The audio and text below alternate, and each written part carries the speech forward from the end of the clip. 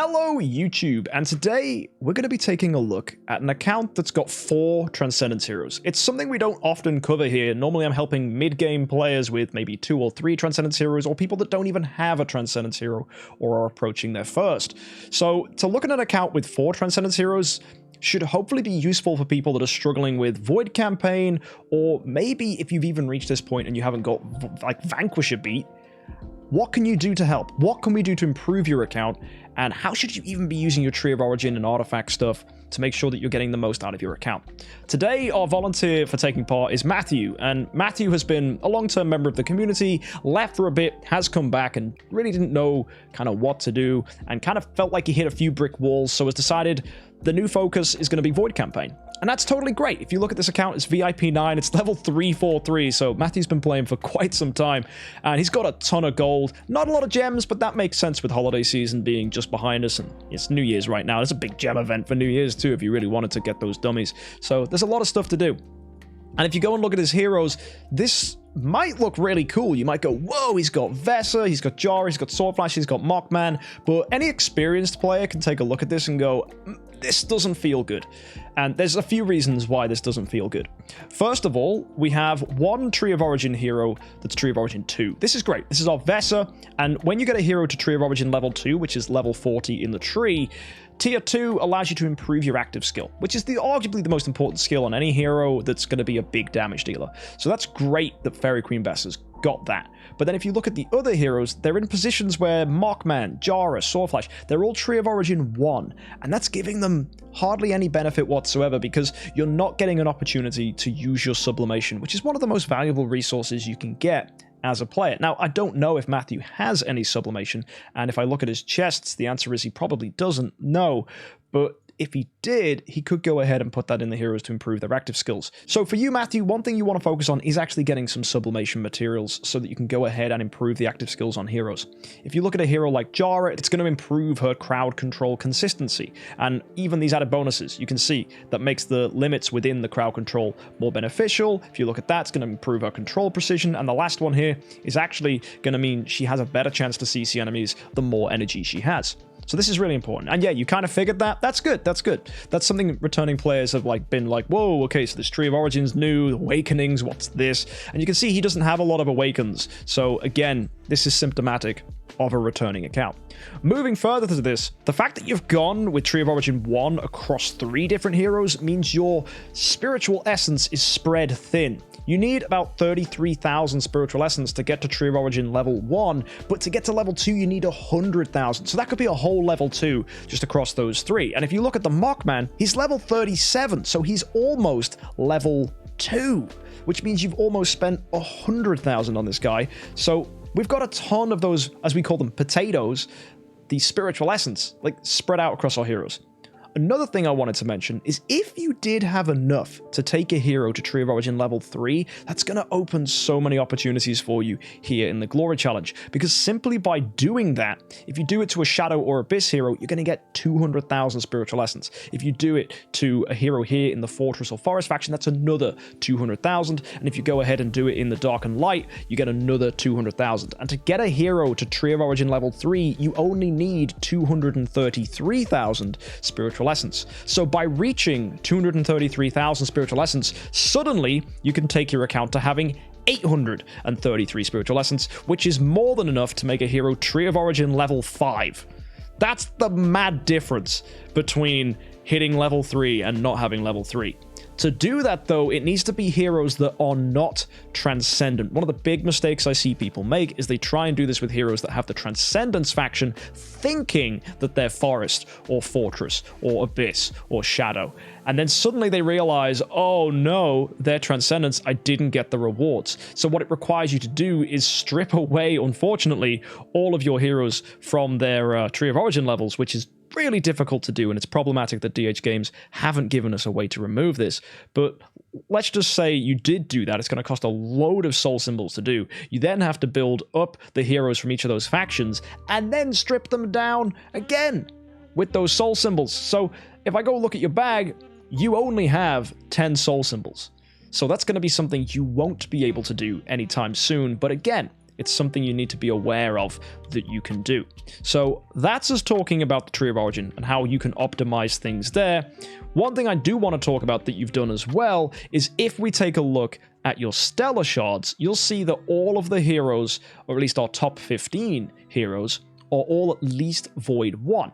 You might think, why the heck have we spread it out like this? It's actually brilliant for the Void Arc. It means you have a very, very good chance of getting quite high on the Void Arc lists, because improving yourself like this is quite funny, because it improves the chances that you beat people who are focused entirely on Tree of Origin heroes, because Tree of Origin levels don't give you anything in the Void Arc, whereas improving multiple heroes to Void 1 does. So this is quite a clever thing. It means you've got a lot of food, it means you've got a lot of stellar shards, but again, by having a lot of stellar shards, it means we could have higher Tree of Origin tiers. So that's just one thing I wanted to commend that you've done. Also, some of you might be curious what are Matthew's artifacts. They're actually really, really good. We've got 2 Splendid Demon Bells. We've got a Splendid Antlers Cane. We've got Punisher. We've got AMB. Even a Kiss of Ghost here, which is obviously something that might surprise you, but it's very typical for an old account to have this because they were given out for free quite a lot. We've got a Crown here, which is nice. We've got a Ruby Scepter, which is brilliant. And we've got a Melodic Strings, the best damage artifact in the game, typically, because it gives you an active skill in round 1. For heroes that don't need that, though, Punisher of Immortal is also a good pick. So yeah, really good to see these things here. We've even got little stuff like a candy bar thrown in there and a Magic Stone Sword. So it's nice to see you've been doing some decent stuff, and even a Transcendence flag's kind of cute. So we are having here some good times with our artifacts. It would be nice if we had more Demon Bells, or maybe even another Receptor once you've got to 4 Splendid Demon Bells, which is quite wild. Finishing off that flag to Splendid, maybe even getting another one would also be pretty cool. So yeah, all good to see. One thing though that has come to my attention is your homes. And to maximize your progress at this point, when you've got 4 heroes on the account that are transcendent, you typically want to focus on one major damage dealer who's going to carry you, whilst all your other transcendence heroes are offering some really, really valuable support. No matter how that support comes in, it's kind of important that your damage dealer is really focused. So if we look at this Vesa, you'll see her homes make hardly any sense. My camera is in the way of this Rogan, so I'll click on it for you and show you this house. This is level 67. That's wild when you look at the other ones. We've got level 3, level 73, level 76. So you're like, wait, what happened to poor Seahu? I'll tell you, Mockman got all of that on this Sword Flash house. So it's kind of wild. We've got a random attack boost on the Markman, and we've got the boost on the Vesa, and you might think, why on earth did he do this? The reason is because he went ahead and gave himself a ton of what you would say, I guess, brute forcing attempts in Void Campaign to try and beat levels, just to try and spread out the attack on his heroes and the HP so that they would live, and it was kind of a desperate attempt to just clear Void Campaign. You can see how desperate he got. His enables are absolutely wild. And this was just part of that desperation. He hasn't tidied it up since pushing, but I'm hopefully can rest in the knowledge that normally you would stick Unbending Will on your heroes when in doubt. But you could see it's a little wild what he's been doing. But yeah, anyway, if you were going to go ahead and try and push Void Campaign, you do want to have good crowd control. That is good. Matthew says it didn't work. Yeah, no, it didn't. So yeah, to get good crowd control, Jara is an initial good hero to have. If you want to improve the consistency of her crowd control, making her Tree of Origin level 2, fantastic thing you can do. But obviously, you need a load of that like spiritual essence to do this. So all that stuff I was saying earlier about the glory challenge, that is where you're going to get that spiritual essence once you finally can build yourself a Tree of Origin level 3 hero. But if you do improve the active skill, as we already looked at with the sublimation, that's going to make her crowd control more consistent. This is good. Then another hero that you want to consider when you are at a point with 4 Transcendence heroes is a Lord of Fear Aspen. Again, same thing. His active skill, or even just like his passive skills as well, can put fear on opponents. And fear is really strong because it's basically horrify, right? But Abyssal Gaze Fear is slightly stronger, and as well, his passive will steal energy from opponents. And the way fear works is if an opponent has 100 energy, they'll still do an active skill. It just means they can only do active skills. But by fearing an opponent and then stealing their energy, you can permanently lock them out of doing anything. They won't even do basic attacks because basically they're trapped in this fear cycle of getting energy stolen, so they never get to 100 energy, so they never do an active skill, so they're just trapped, which is really, really cool. So it's a nice thing about Lord of Fear Aspen. So Jara plus Aspen, age-old classic for doing early Void Campaign because it just locks down opponents. And it's much easier to be quicker than opponents in earlier levels of Void Campaign, that is. And that's kind of how you do it with Aspen and Jara. To make them faster, Receptors recommended. So if you can get yourself 2 Splendid Receptors, really helpful for dealing with that. Now, the other thing I wanted to talk about was the final support hero, Vesa. This is really good. I really like Vesa. She's very solid. She gives shields, she gives healing, she does a little bit of damage. She's really good. You might consider her a damage dealer. A lot of accounts, like my account at one point, Barry's account at one point, a lot of the accounts you'll see online that are endgame will focus on a Fairy Queen Vesa as a main damage dealer, which leads a lot of people to go and focus on her, and that's probably why you improved her Tree of Origin the highest. That's not necessarily the best thing you can do, though, because even though it's phenomenal in Star Expedition and Broken Spaces, and she can be really cool in the Realms Gate, it actually doesn't win you fights in stuff like Void Campaign, and it doesn't have to win you fights in Realms Gate. In fact, crowd control can flat out just win you fights anyway, but just in case opponents break free, you need a contingency plan. And this is where someone like Fairy Queen Vesa comes into play, because her active skill gives your team shields, and shields can be the difference between living and dying. So very important that Fairy Queen Vesa does those shields, and as well, she heals you back up, so that's giving you some much needed survivability. So we like that. Also, she gives other bonuses as well. She's got like Newborn Radiance, and she's got Silence Gag Order if she gets low enough. So, you know, hitting enemies with silence, it's another form of crowd control. Really nice. So yeah, having all that crowd control at your disposal is really good. And hopefully, if you've listened and you've realized I've mentioned 3 heroes, at no point have we mentioned our major damage dealer. And that's where Matthew's decision of having both Sword Flash and Mockman on his account is a little bit weird, because I would go with either Mockman or Sword Flash, because Sword Flash is a reliable early damage dealer, and she's arguably a little more consistent. She doesn't need sublimation or, you know, a ton of crazy things to work. Mockman typically does, but that doesn't mean he isn't really, really powerful as well. So these are the 2 heroes I would consider as a major damage dealer when you're at 4 Transcendence heroes.